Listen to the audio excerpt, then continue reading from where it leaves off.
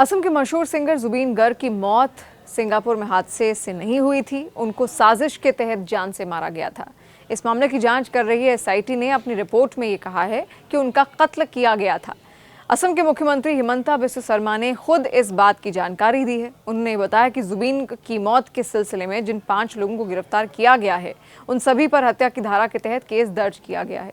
19 सितंबर को सिंगापुर में जुबीन की मौत के बाद से ही ये सवाल उठ रहा था कि क्या वो डूबने से मरे, उन्हें दौरा पड़ा या फिर उन्हें जहर दिया गया। जुबीन का दो बार पोस्टमार्टम हुआ, एक बार सिंगापुर में और दूसरी बार गुवाहाटी मेडिकल कॉलेज में। दोनों रिपोर्ट्स अब असम पुलिस की सीआईडी और उनकी पत्नी गरिमा सैकिया गर्ग के पास हैं। सीआईडी की एडिशनल एसपी मोरामी दास ने खुद ये रिपोर्ट्स जुबीन गर्ग के घर पहुंचाई थी। हालांकि गरिमा ने रिपोर्ट देखने के बाद उसे पुलिस को ये कहकर वापस लौटा दिया था कि जांच सीआईडी कर रही है, इसीलिए वही तय करे कि रिपोर्ट सार्वजनिक करनी है या फिर नहीं। अब सवाल ये है कि इस रिपोर्ट में ऐसा क्या है जिसे मुख्यमंत्री ने भी फिलहाल सार्वजनिक न करने का फैसला लिया है। हिमंता बिस्वा शर्मा ने कहा कि वक्त आने पर इसे जारी किया जाएगा ताकि किसी तरह की भ्रम या असमंजस की स्थिति न बने। जुबीन की मौत की जांच में उनके बैंडमेट्स के बयानों ने भी कई रहस्य खोले हैं। बैंडमेट शेखर ज्योति गोस्वामी, जो 19 सितंबर को सिंगापुर में जुबीन के साथ यॉट पर मौजूद थे, उन्होंने सीआईडी के सामने दावा किया कि जुबीन की मौत डूबने से नहीं बल्कि जहर देने से हुई थी। शेखर के मुताबिक यॉट सागर में पहुंचते ही जुबीन के मैनेजर सिद्धार्थ शर्मा ने पूरा कंट्रोल अपने हाथों में ले लिया। सिद्धार्थ ने असम एसोसिएशन सिंगापुर के तन्मय फुक्कन को ड्रिंक्स सर्व करने से रोक दिया और खुद सभी ड्रिंक्स परोसी। शेखर का दावा था कि जैसे ही जुबीन पानी में उतरे, उनकी तबीयत बिगड़ गई और वो एक ट्यूब को पकड़ने की कोशिश करते दिखे। जब बाकी लोग उन्हें बचाने दौड़े तो सिद्धार्थ शर्मा चिल्लाए, जाबो दे, यानी उसको जाने दो। शेखर ने आरोप लगाया कि जुबीन को पहले से साजिशन जहर दिया गया था और यही कारण था कि उन्हें सिंगापुर बुलाया गया था। सबसे बड़ा विरोधाभास ये है कि शेखर ज्योति गोस्वामी, जो जुबीन को जहर देने का दावा कर रहे थे, उन्हें भी बाद में सीआईडी ने जुबीन की मौत के आरोप में गिरफ्तार कर लिया। जुबीन की पत्नी गरिमा ने भी यही सवाल उठाया था कि यदि शेखर को सच में जहर देने की बात पता थी तो 15 दिनों तक खामोश क्यों रहे, उन्होंने पहले ही पुलिस को सच क्यों नहीं बताया। शेखर के बयान के 2 दिन बाद जुबीन के एक और बैंडमेट पार्थो प्रतिम ने यह बयान दिया, जिसमें उन्होंने शेखर और मैनेजर सिद्धार्थ शर्मा दोनों को मौत के लिए जिम्मेदार ठहराया। उनके मुताबिक 18 सितंबर की रात होटल में दोनों ने जुबीन के साथ पूरी रात पार्टी की और ये जानने के बावजूद कि जुबीन पूरी रात जागे हुए होंगे और उन्हें दौरे पड़ते हैं, वो अगले दिन उन्हें समुद्र में तैरने के लिए ले गए।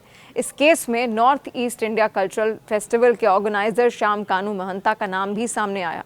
आरोप है कि पैसों के विवाद के चलते ही जुबीन को सिंगापुर बुलाया गया था। अब तक सीआईडी ने जुबीन के मैनेजर सिद्धार्थ शर्मा, ऑर्गेनाइजर श्याम कानू महंता, बैंडमेट शेखर ज्योति गोस्वामी और सिंगर अमृत प्रीतम सहित कुल 5 लोगों को गिरफ्तार किया है। सीआईडी ने सभी आरोपियों के मोबाइल जब्त कर लिए हैं और उन्हें फॉरेंसिक जांच के लिए भी भेज दिया गया है। इसमें वो मोबाइल भी शामिल है जिसमें जुबीन की तैराकी का आखिरी वीडियो रिकॉर्ड हुआ था। मुख्यमंत्री हिमंता बिस्वा शर्मा ने एक और बड़ा खुलासा किया है कि इस केस की जांच के लिए सीआईडी अब सिंगापुर नहीं जाएगी, जो ये दर्शाता है कि एजेंसी के पास भारत में ही पर्याप्त सबूत जमा हो चुके हैं।